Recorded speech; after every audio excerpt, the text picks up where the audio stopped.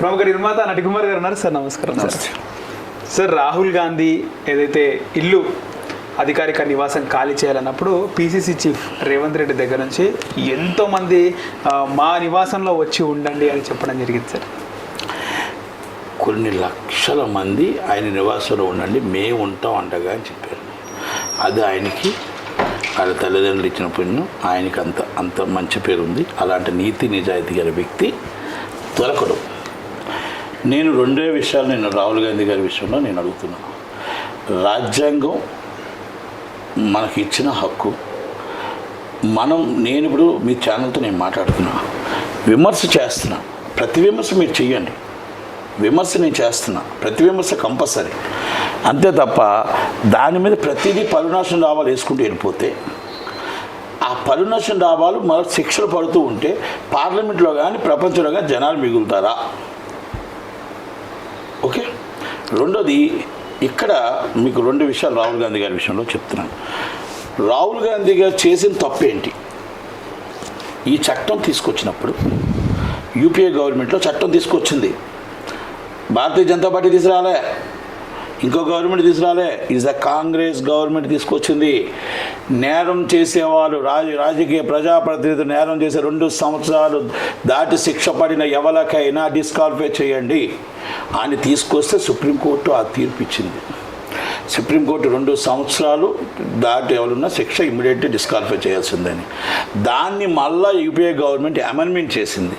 ఒకవేళ ఎవరికైనా శిక్ష పడితే కూడా 3 నెలలు దాకా మనం యాక్షన్ తీసుకోకూడదు అని. ఆ అమెండ్మెంట్ పేపర్లో ఆయన వెంటనే ప్రెస్ మీట్ పెట్టి is a nonsense, is the wrong. ప్రజాప్రతినిధులే మనం తప్పు చేసి మనం పార్లమెంట్లో కూర్చొని ప్రజలకు ఏం సమాధానం చెప్తాం? ఈజ్ అ నై రాంగ్, ఇది కరెక్ట్ కాదు అని చింపేశాడు. అంటే ప్రజాప్రతినిధులు మనం ప్రజలకు మనమే తప్పు చేసి పార్లమెంట్లో కూర్చుంటే మనం ఏం చెప్తాం సమాధానం? చట్టసభల్లో కూర్చుంటే కనుక ఇలా మనం టైం ఇవ్వకూడదు. తప్పు చేసిన వాళ్ళు అంటే శిక్ష అనుభవించాల్సిందే. ఈజ్ రైట్ అని చింపేశారు. ఎస్, ఆ రోజు ఆయన నిజాయితీని చూపించాడు. ఆయన నిజాయితీని ఈరోజు చాటుకున్నాడు. ఈరోజు ఆయన కోర్టుకి అటెండ్ అయ్యాడు. ఆయన ఒక మాట ఏదో మోడీ గారిని అన్నాడు. ఆయన మీద పర్వనాశన డాబా ఎవరో వేశారు. కర్ణాటకలో అన్నదాన్ని వీళ్ళు తీసుకెళ్ళి సూరత్లో వేశారు. సూరత్లో కేసులు, ప్రజాప్రతినిధుల కేసులు కొన్ని లక్షల కేసులు ఉన్నాయి. డే బై డే ఏ కేసులు చేయట్లేదే. సుప్రీంకోర్టు ఆర్డర్ ఉంది, రోజువారీ చేసి ఇమ్మీడియట్గా కేసులన్నీ కూడా త్వరగా ఆర్డర్స్ పాస్ చేయండి అని. కానీ దేశంలో నాకు తెలిసి ఒకే కేసు మాత్రం డే బై చేశారు, రాహుల్ గాంధీ గారి కేసు. రాహుల్ గాంధీ గారి కేసు ఎలా చేశారు? రోజువారీ 24 రోజులు డే బై చేసి మీరు 2 సంవత్సరాలు జైలు శిక్ష చేశారు. ఓకే, ఆయన మర్డర్ చేశాడా, మానభంగం చేశాడా, లేకపోతే రౌడీజం చేశాడా, లేకపోతే మనీ ల్యాండింగ్ చేశాడా, లేకపోతే తప్పు చేశాడా, ఏమైనా చేశాడా? ఏ పాపం చేశాడని చెప్పేసి 2 సంవత్సరాలు జైలు శిక్ష వేసి ఇది రాజకీయ కక్ష కాదా? 2 సంవత్సరాలు జైలు శిక్ష వేసి ఆయన్ని 3 గంటలకు తీర్పు వస్తుంది, ఎలా 8 గంటలకు వచ్చి డిస్క్వాలిఫై అవుతుంది, సాయంత్రం 6 గంటలకు వచ్చి ఇల్లు ఖాళీ చేయంటారు.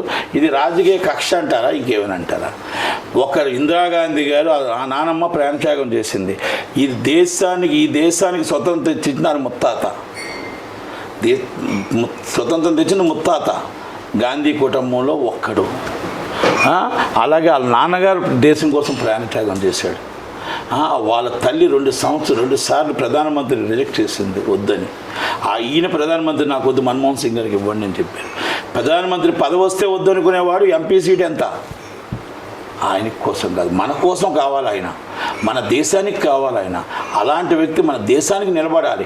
మన దేశానికి అలాంటి వ్యక్తులు లేకపోతే దేశానికి అరిష్టం జరుగుతుంది, దేశానికి నష్టం జరుగుతుంది. అధికార పక్షంలోనైనా నా ప్రతిపక్షంలోనైనా కాంగ్రెస్ పార్టీ, రాహుల్ గాంధీ లాంటి వాళ్ళు ఉండాలి. నీతికి నిజాయితీగా ఉన్న వాళ్ళు అలాంటి వాళ్ళు ఉండాలి. హ్యాట్సాప్ అలాంటి వ్యక్తికి. ఆయన నీతికి Z+ కేటగిరీలు ఉన్న మొత్తం SPG ఉన్నా నాకు వద్దు.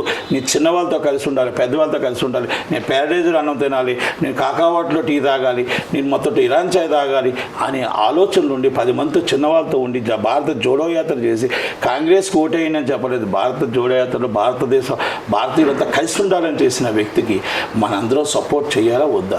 ఇది భారతీయ జనతా పార్టీ కక్ష సాధింపు చర్య. ఓకేనండి, మీరు రాజ్యాంగంలో ఉల్లంఘన లేదు, రాజ్యాంగం ప్రకారం సుప్రీంకోర్టు ఆర్డర్ ప్రకారం పార్లమెంట్లో ఎంపీ సీటు డిస్క్వాలిఫైడ్.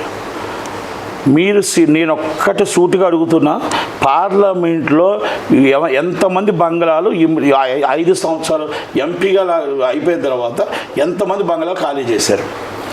ఎన్ని వందల బంగ్లాలు అక్కడ ఉన్నాయి.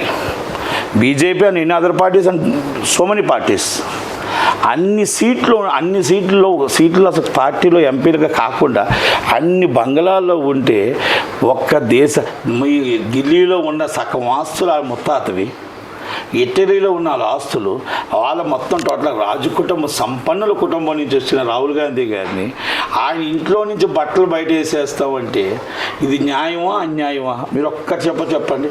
ప్రతి ఒక్కరు సపోర్ట్ చేయాలా వద్దా?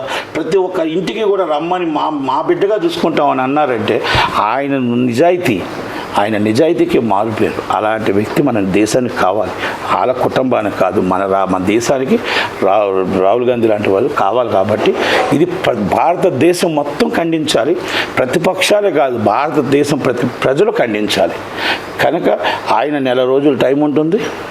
నెల రోజుల టైంలో యాజ్ బర్లా ఆయన మళ్ళీ హైకోర్టుకి అప్పీల్కి వెళ్తారు, ఆ అప్పీల్లో స్టే వస్తుంది. కనుక అక్కడి దాకా కూడా ఆగలేదే అని బాధ, తప్పు చేయలేదు ఆయన.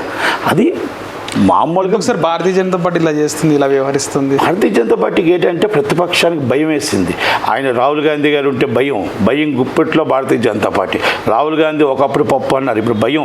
రాహుల్ గాంధీ ముఖం చూస్తే భయం, పార్లమెంట్లో మాట్లాడితే భయం, ఆయన నోరు విప్పితే భయం. ఎందుకంటే ఏ ఒక్క వ్యక్తిని పప్పు అన్నారో ఆ వ్యక్తి ఈరోజు పవర్ చూపించాడు, ఒక స్టార్ చూపించాడు.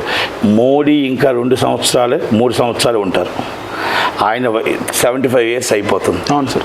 అయిపోయిన తర్వాత ఇంకొకరు రావాలి. మోడీ ఆల్రెడీ చెప్పినట్టున్నాడు కదా సార్, అంటే 2 terms ఉంటాను, నెక్స్ట్ టైం నేను ఉండను ప్రధానిగా, ఒకవేళ పార్టీ గెలిచినా అని చెప్పి. పార్టీ గెలిస్తే 2 years వాళ్ళు ఉంటారు. ఆయన ఇప్పుడే అనౌన్స్ చేస్తే ఆటోమేటిక్గా భారతీయ జనతా పార్టీ పోయి ఇప్పుడే రాహుల్ గాంధీ గారు వస్తారు. అంటే ఆయన ఇప్పుడు అనౌన్స్ చేయరు. స్ట్రాటజికల్గా 75 years అయిన తర్వాత ఆయన రిటైర్మెంట్ వచ్చారు సార్. మళ్ళీ గెలిచే అవకాశం ఉందా సార్ భారతీయ జనతా పార్టీ దేశంలో? ఇప్పుడు అదే అంటాను కదా, ఇప్పుడు దేశంలో జనాలు అందరూ కూడా మీ జనాలు చూడాలి ఇక్కడ అన్యాయం జరుగుతుంది, ఇంత కుతంత్రాలు జరుగుతున్నాయి. కాబట్టి భారతీయ జనతా పార్టీ ఏం చేస్తుంది, రాహుల్ గాంధీ గారు లాంటి మనిషి కావాలా వద్దా అని జనాలు తేల్చుకోవాలి. నేను మోడీ గారిని తప్పని చెప్పట్లే, మోడీ గారు నిజాయితీ పరు కాదని చెప్పట్లే. నేను సిన్సియారిటీ అనస్టేజ్ మోడీ గారు నిజాయితీ పరు, కానీ వెనకన్నా భారతీయ జనతా పార్టీ ఉన్న అందరూ కరెక్ట్ కాదు కదా. రాహుల్ గాంధీ గారిని నిజాయితీ చెప్తున్నాను, అలాగే చాలామంది వెనకాల ఉన్నందరూ మంచోళ్ళని నేను చెప్పను. కానీ రాహుల్ గాంధీ గారు లాంటి మనిషి కావాలి, రాహుల్ గాంధీ గారు లాంటి మాట్లాడే మనిషి మన దేశానికి కావాలి, మన దేశానికి నష్టం రాకుండా ఉండాలి. కనుక అందుకనే అలాంటి వ్యక్తిని కాపాడుకోవడానికి ప్రతి ఒక్కరు, రేపు కర్ణాటక ఎలక్షన్స్ ఉన్నాయి, రేపు డిఫరెంట్ ఎలక్షన్స్ ఉన్నాయి, ప్రతి ఓటు కాంగ్రెస్ పార్టీకి వేసి అది రాహుల్ గాంధీ గారికి వేసినట్టు ఓటు. కనుక అది రాహుల్ గాంధీ గారికి వేసినట్టు గుర్తుపెట్టుకొని ప్రతి ఒక్కరు కూడా కాంగ్రెస్ పార్టీని కర్ణాటక గెలిపిస్తే ఇది రాహుల్ గాంధీ గారిని గెలిపించినట్టు మాత్రం నేను అనుకుంటున్నాను. రైట్ సార్, ధన్యవాదాలు. Thank you.